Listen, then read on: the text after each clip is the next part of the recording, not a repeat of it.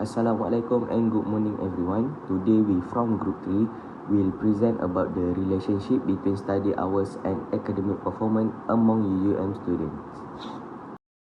Now I will explain the project problem for this study.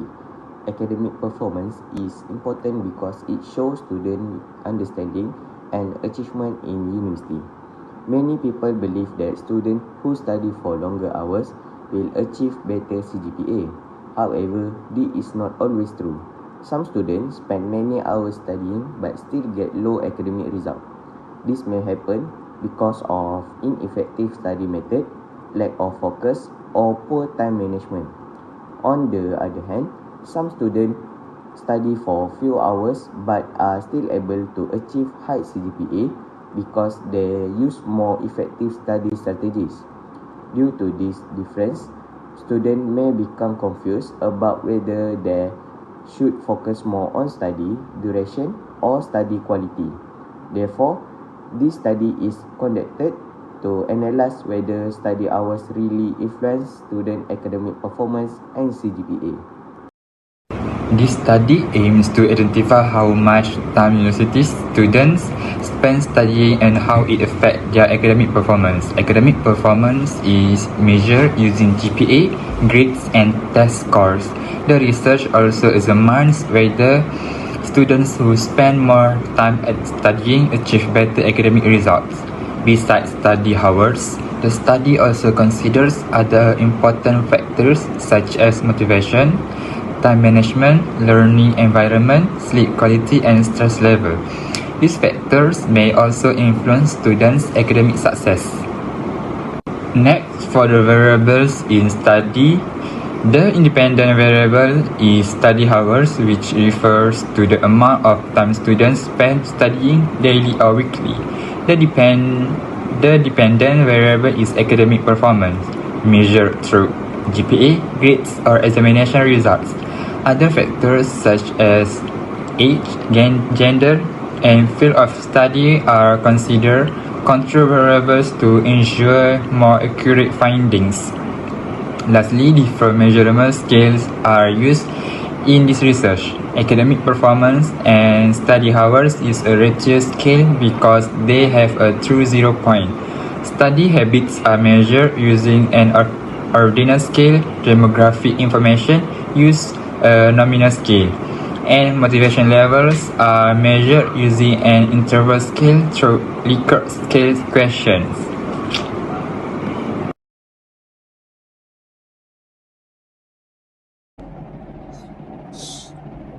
Bismillahirrahmanirrahim. Assalamualaikum warahmatullahi wabarakatuh.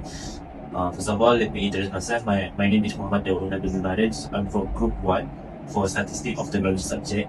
So I will tell you about our proposed statistical techniques.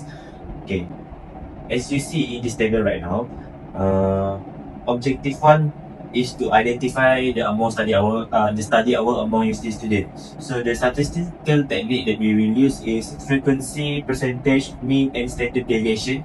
That is the descriptive technique. And then objective 2, we have determined student academic performance based on CGPA. This we will use also the frequency the descriptive techniques. And then we can see objective 3, that is to analyze the relationship between study and study hour performance. That is we will use the Pearson correlation techniques. And last but not least, the objective 4, we will use determine the study effect hours in academic. We will use the single linear regression. That's all that is for statistical techniques. So next is the questionnaire draft. Okay, what will I talk about questionnaire draft? Okay, the questionnaire draft we will make is there will have a 3 section. Section A will collect the basic information. B is to collect the study habit and study hour. C is to get the information related to the academic performance. Okay, let us see in the table. I have put the question here. Okay, section A we have gender.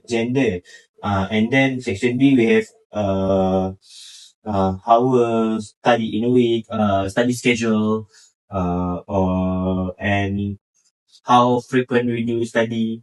And then we have section C, the CGPA, rating your self academic performance. And then satisfied with the academic performance. Okay, next we will see the other table that is the measurement scale.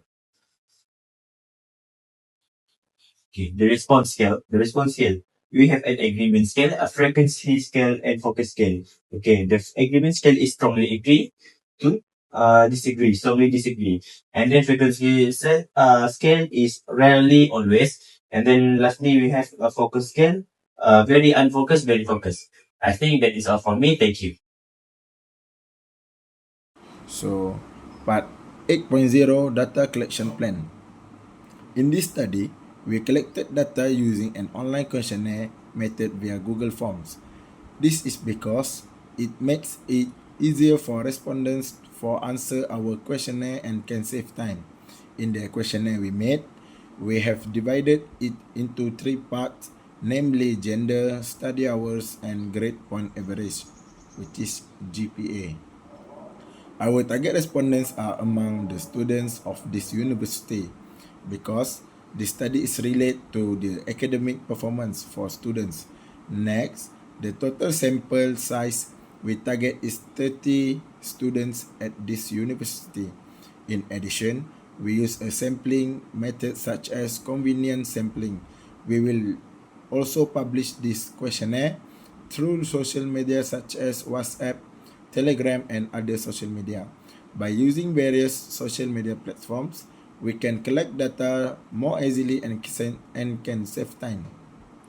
Therefore, the purpose of this data collection is to analyze the relationship between study time and academic performance and achieve the objective of the study.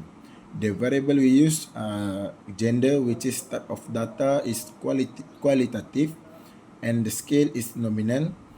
Second variable, study hour, which the type of data is quantitative, and the scale is ratio. The last variable we use, GPA, type of data is quantitative, and the scale is ratio. So the last part is conclusion. In conclusion, the study emphasized the relationship between study hours and academic achievement among university students, aiming to understand how study habits influence academic results. By using questionnaires as the main instrument and applying statistical analysis, the research seeks to identify patterns in study, practice, and evaluate the impact of time allocation on performance. The findings are expected to provide valuable contribution to students in planning systematic and effective learning strategies.